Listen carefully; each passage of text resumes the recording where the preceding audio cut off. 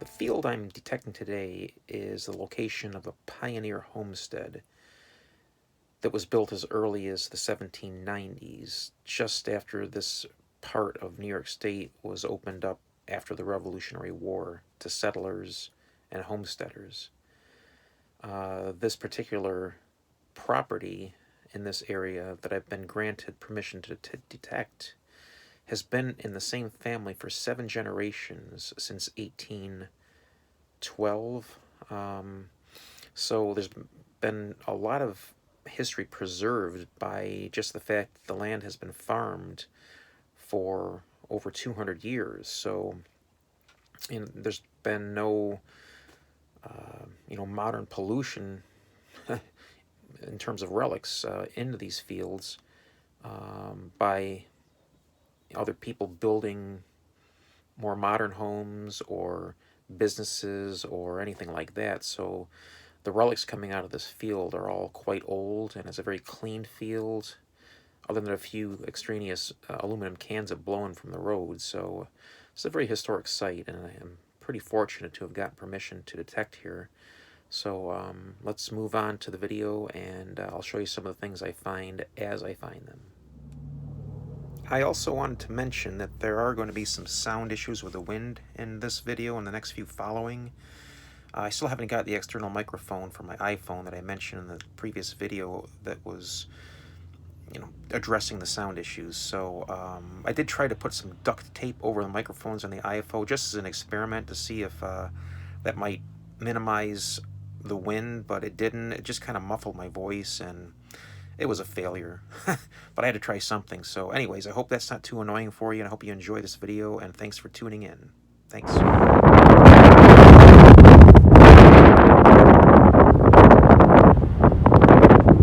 Got a solid 66 here. I'm going to try to pinpoint and see what this is. So I'm getting a buzz right there on the pinpointer. Pretty small.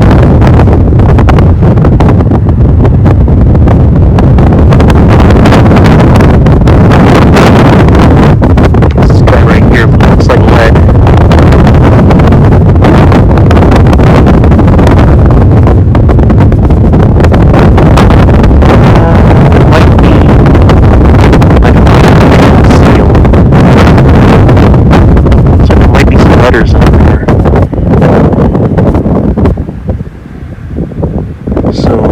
Good sign. Only been out here 10 minutes, so we'll keep on swinging and digging. I was getting a pretty solid 55. Okay, the wind is out of control in this scene here, like many in this particular video, but I hope it doesn't bother all you from watching it. I'm basically just kind of doing the typical babble that would happen during a dig like this, where I'm talking about where I'm getting the buzz in the plug and trying to pinpoint and thinking that it's a button because of the types of numbers that were on the AT Pro, and in a field that's typical like this, usually it would end up being a button because it's a very clean field with a lot of buttons. And you'll see that that's what it ended up being here in the final scene, where I actually get a little bit of my voice back over the wind.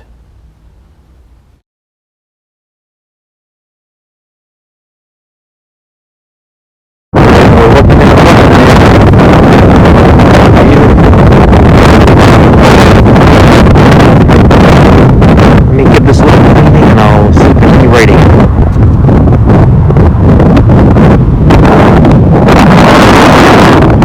No writing. I think it might be Tomback. That predates it to 1810 or earlier. And it could be late 1700s. Who knows? But that might be one of the oldest buttons I've found yet. So really cool find, and a great sign of hopefully more things to come.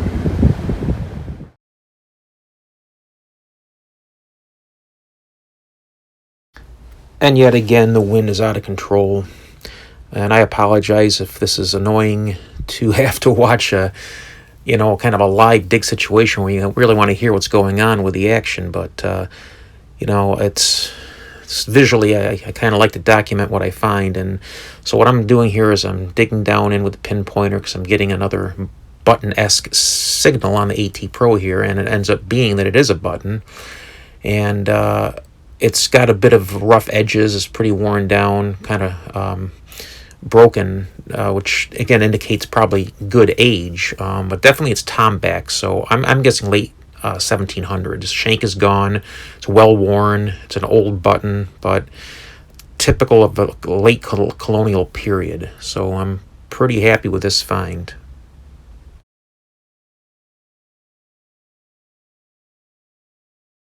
Okay, we got some more solid button numbers that are buzzing right there. So let me get my digger out.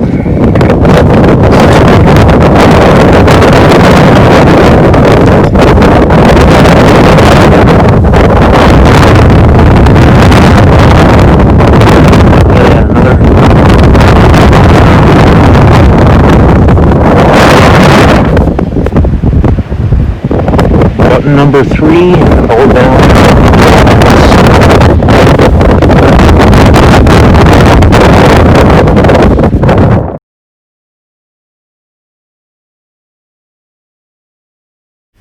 And what I was saying in this scene, I was going back and forth over this spot with a Garrett AT Pro, getting a consistent 70 both directions of swinging, and I popped out this plug, and I'm getting a buzz at the bottom of it here. So as I work the pinpointer around the plug, I'm trying to break it apart and get down to where this buzzing is its most intense, which indicates I'm getting close to the object.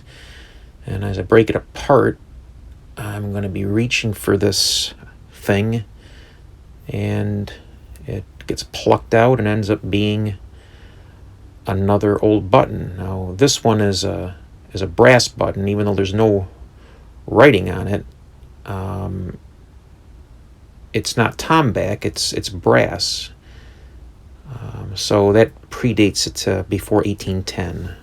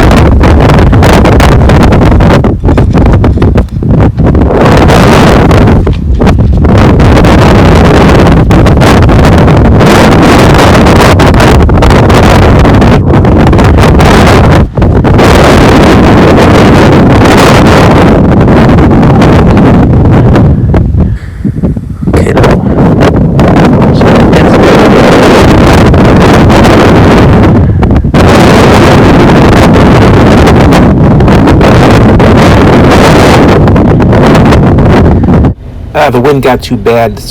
All I was saying here was it was worth digging the signal, even though the numbers were not consistent. The tone was a little scratchy, but still worth it. I just love seeing the clock like that. It's just so cool to see. So I'm going to gingerly clean this and reveal what it is. So I'll be back. What we have here is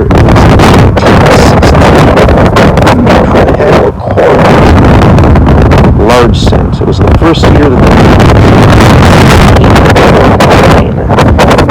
Okay, I'm taking over a narration here because this wind is ridiculous. Can't hear a thing. I was saying this is an 1816 matron head large cent. It was the first year they made the matron head, and they made it between 1816 and 1839. And I found it in the middle of all of this.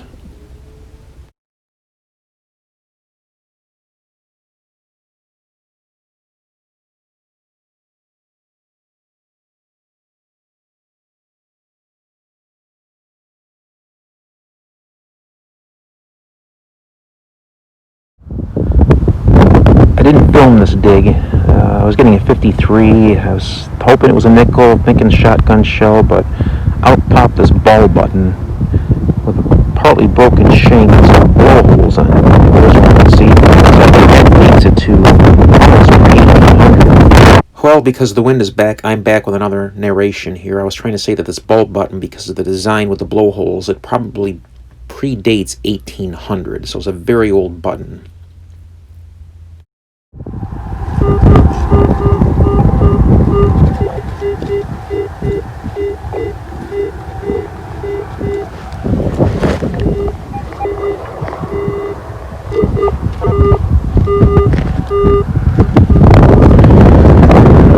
You see it's jumpy, you know, kind of ballparking around 68, but it's clean and pretty solid, so I'm gonna pinpoint this thing.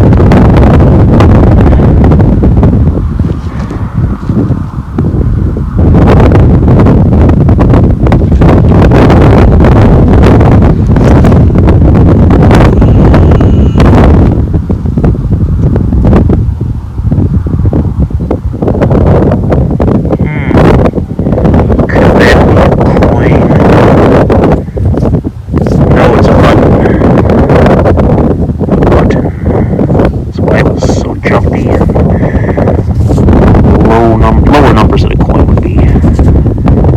Oops. Okay, number 6.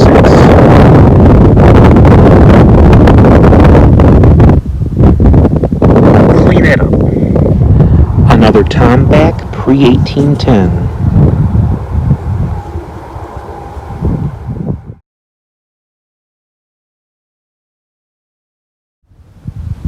Okay, here I'm getting very similar numbers to the last button I dug literally 2 minutes ago, and I'm about 10 feet away from that last button. I'm getting a nice buzz right there. So let me pull this out of here and see if I got a fake out or a button. Oh, I can see it right there. There's the button.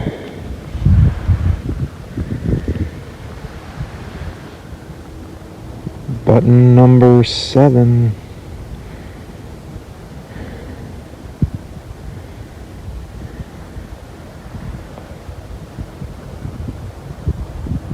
This has writing, so it's post 1810, pre 1860. It says something around the top. I can't see it very clearly now. So that's a button made in London. Or I should say England, not necessarily. Yeah, I guess London was the only city they made them in. They exported them to the U.S. after 1810.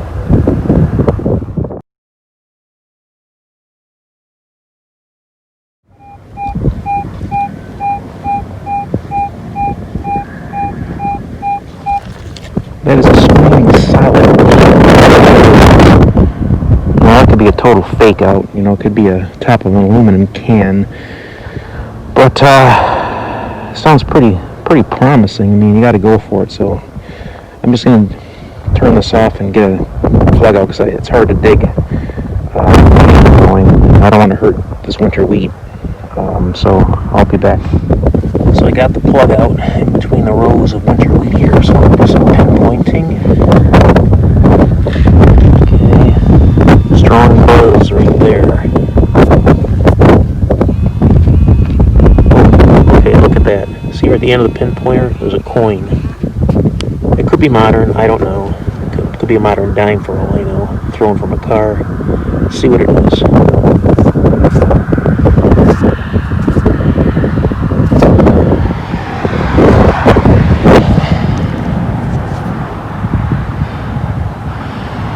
Gotta clean it off, and I'll be back. And this is a 1941 mark wheat pen. Very warm. But a coin is a coin, and it's old.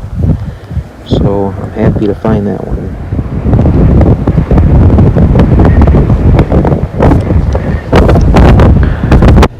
what I was saying here in this scene is I was getting a good solid tone, fairly loud, indicating it was close to the surface, and that the numbers, the VDI numbers being consistent 70, indicated a pretty good potential for it to be a coin. But again, what I was saying here in the field is that sometimes that can indicate a big hunk of lead. So you just got to go for it.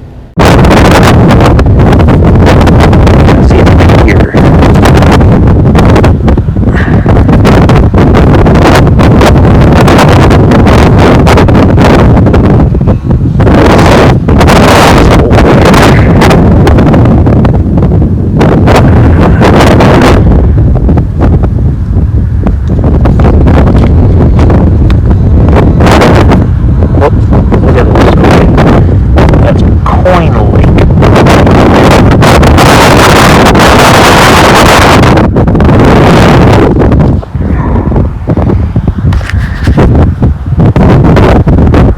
Sorry for that shoddy camera work.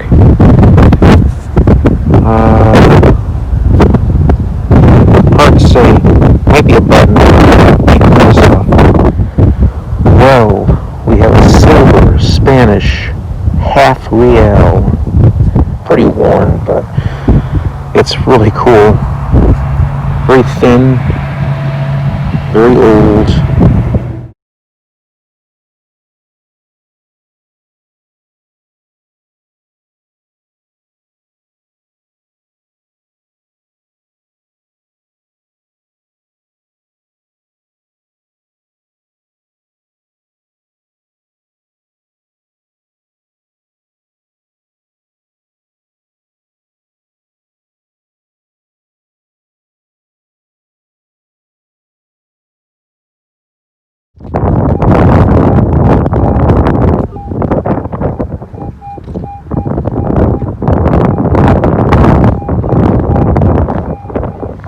Pretty clean 83. I'm going to go for it and believe it's going to be a copper. Okay, the Garrett AT Pro is screaming 83 on this little plug I pulled out here. So let's pull this apart. Let's see what's going on here. Okay. Could totally be a piece of junk too.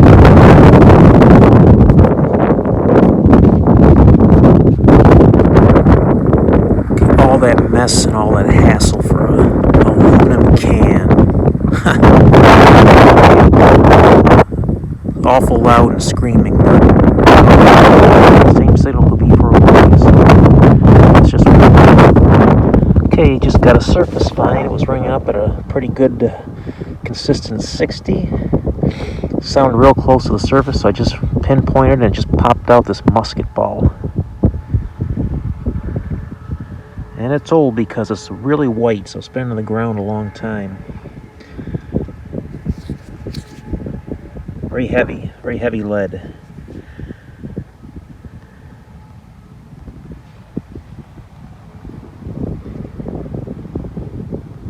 It's a piece of history right there, man.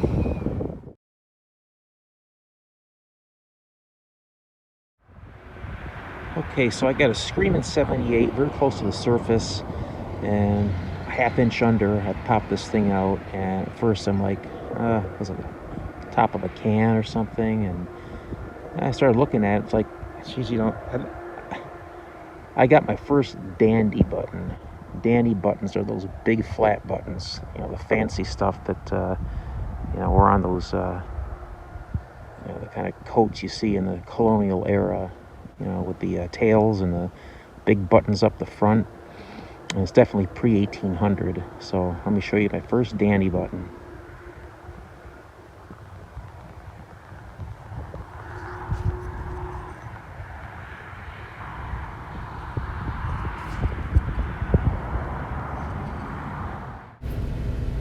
I was getting a solid 61 VDI on the Garrett AT Pro, very strong solid signal, pretty much indicating to me it was going to be a button. And as you see, I pull out yet another 19th century flat button.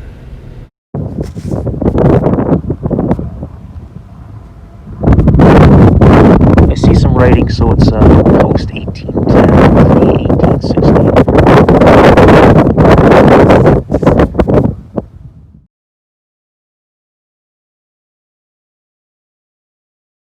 Okay, the wind is tearing up this iPhone in this scene right here. It's just 45 miles an hour, so there's nothing to be heard but wind. So I'm saying that this is a beautiful, shiny Tomback button, the first of its type I've ever found. Just beautiful, and it's pre-1800 for sure.